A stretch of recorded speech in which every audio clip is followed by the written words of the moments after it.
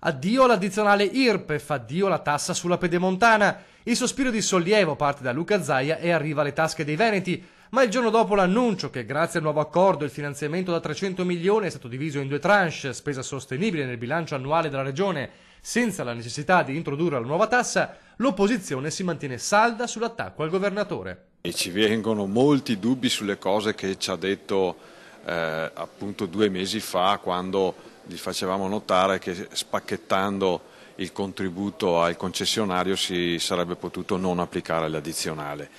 Dubbi che gli chiederemo di chiarire in aula. La Giunta non fa una piega e conferma quali fossero fin dall'inizio le parole di Zaia. Ha assolutamente ribadito tantissime volte che questo era quello che veniva fatto in via precauzionale per poter anticipare i tempi e non arrivare troppo tardi, ma il Presidente ha sempre detto che avrebbe cercato tutte le strade possibili e immaginabili per poter togliere la tassa. Ma non è tutto, perché al di là della tassa tolta restano i rilievi della Corte dei Conti. In una interrogazione i consiglieri del PD Andrea Zanoni, Francesca Zottis e Bruno Pigozzo chiedono: Zaia risponda ai rilievi della Corte dei Conti sullo stato della realizzazione della pedemontana, visto che anche nell'ultima lettera del 10 maggio sono state evidenziate omissioni e violazioni di leggi statali e comunitarie. La Corte dei Conti aveva dato il termine di 6 mesi dalla delibera del 9 novembre 2016. Ricordo che il 9 novembre 2016 eravamo in gestione commissariale, quindi le richieste che venivano fatte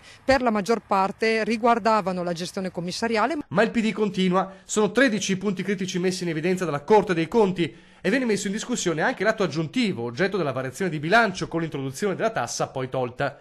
Provvederemo a fornire ogni risposta alla Corte, assicura De Berti. Insomma, l'unico punto che accomuna per ora maggioranza e opposizione è la reazione positiva all'annuncio di ieri, anche se da angolazioni diverse.